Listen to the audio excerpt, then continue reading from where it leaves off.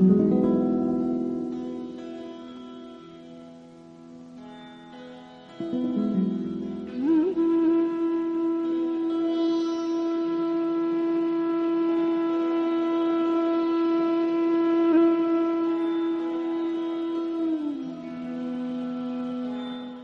do we have a problem with our thoughts and feelings? Because we, owing to lack of discrimination, we superimpose bodily functions on the self. Just as our eyes superimpose blue on the sky. The sky is not blue. Anybody have a doubt about that? Sky. But, hey, you're wrong. The sky's blue. I see blue. Huh? Isn't that? Huh? This is the experience-oriented people. They think what they experience is real. No, if you tell a kid the sky's not blue, he'll just think you're nuts. He'll say, but Daddy, the sky's blue. I see blue there. Well, what's happening there? The blueness is superimposed. It's projected on clearness. Conditions create this superimposition, just like Maya creates this superimposition of a body and a mind. In the same way, huh? And in fact, none of that stuff is actually there. It's just a projection. And you can't okay, that means what? When I get enlightened, my body and mind will go poof and disappear, and I won't have a body and mind, I'll just be the void? Huh? That's what people think it means. No, it's not. No. Only knowledge destroys it. It remains. The sky remains blue, but we know it's not blue. You get to enjoy the experience of blue. You get to understand that it's not blue. And so nothing has actually changed except what? Your ignorance is gone about the sky. So nothing has changed about your life. Your body and mind and all that stuff, your karma is going to go right on just like it did before. Don't think enlightenment's going to solve all your problems and put money in the bank and get you the cute guys and girls, whatever it is you want. Don't think that's going to happen, because it's not. It may or it may not. Oh, shucks, right? I quit. I quit. No, huh? Nothing's going to happen. The karma is going to go right on. You're just going to understand this has nothing to do with me. So it won't bother you. It won't give you any trouble. So, the moon seems to dance. Again, beautiful imagery. The moon seems to dance because ripples disturb the tranquil surface of a lake. Similarly, ideas of action and enjoyment are thought to belong to the self. You see that, if the lake is clear, you just see the moon clearly. But when there's a little ripple on the lake, then the moon seems to be shaking, doesn't it? It looks like it's wiggling.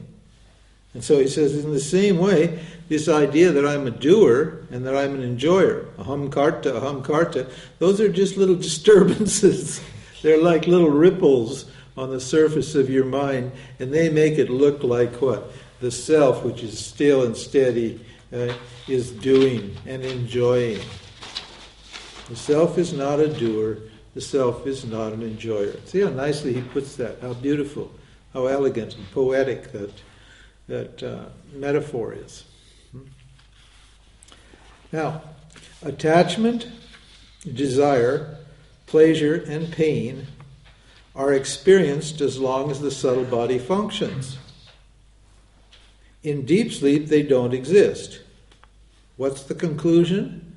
Therefore, they belong to the mind, not to the self.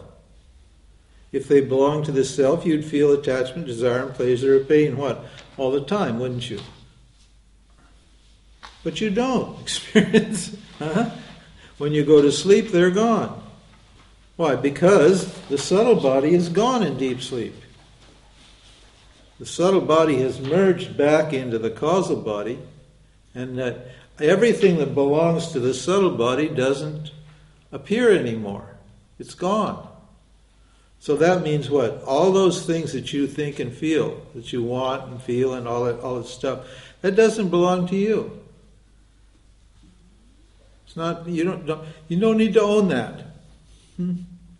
It belongs to the mind, to the subtle body, not to the self.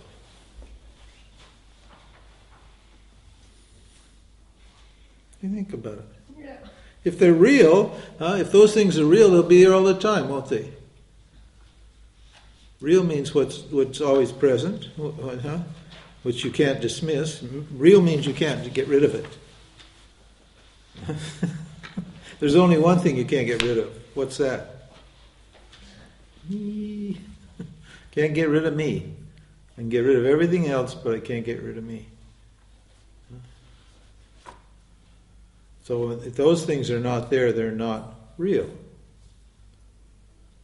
And why am I attached to things? Why do I want things? Why do I get... Because I think those things are real. I think those feelings I have are real. But he's saying those aren't real.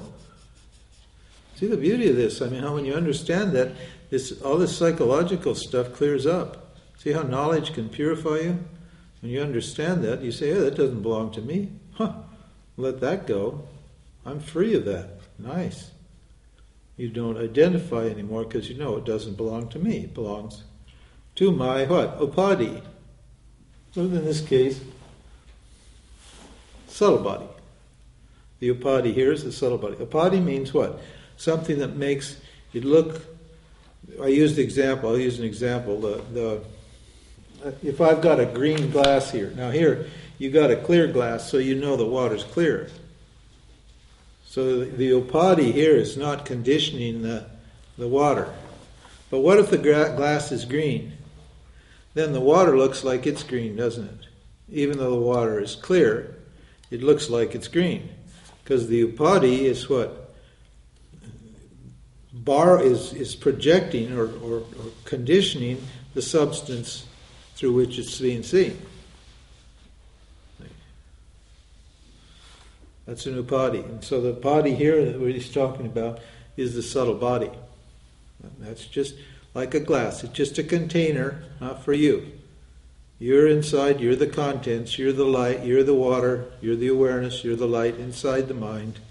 And the mind, what belongs to the mind, just belongs to the mind. Don't own it, your own self. That's what he's saying.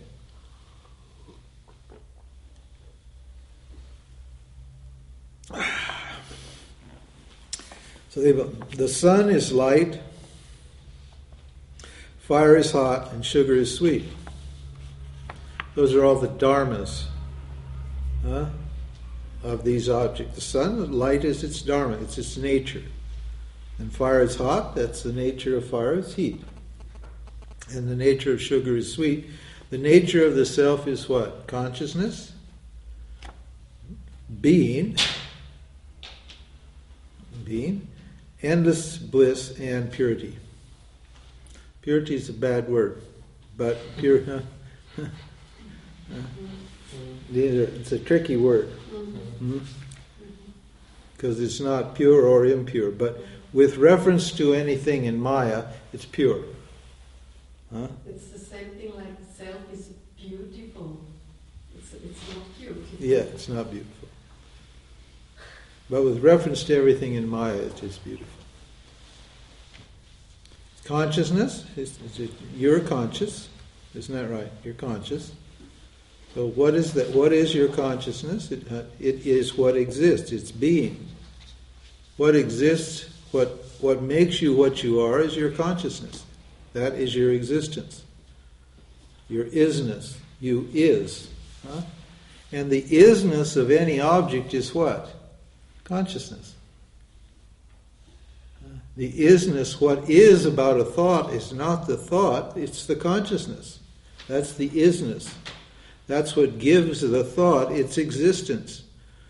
What is the isness of the snake? It's the rope.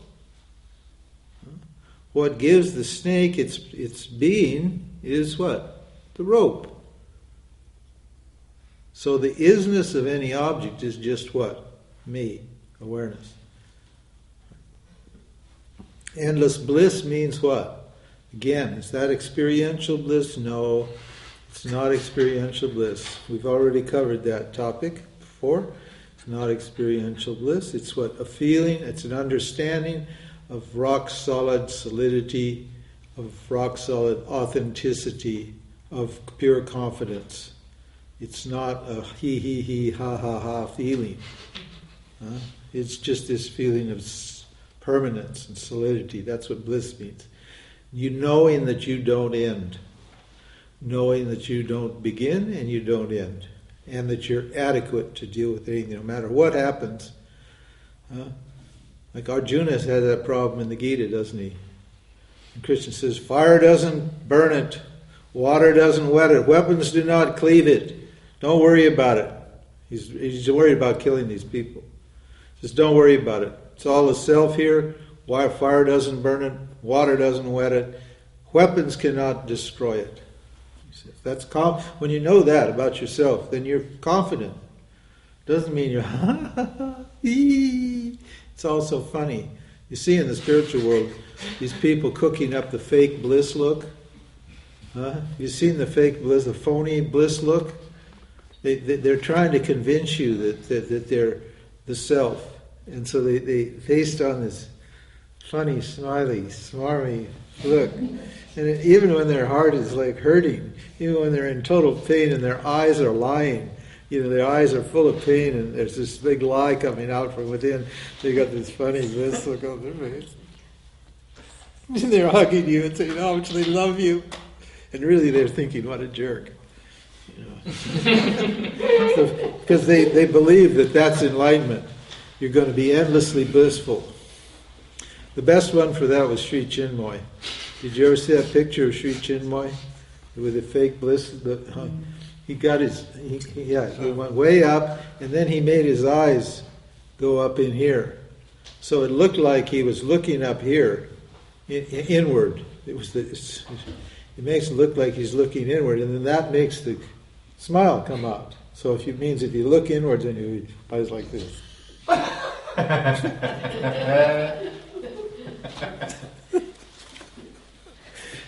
I met a guy recently who spent 20 years meditating on that photo.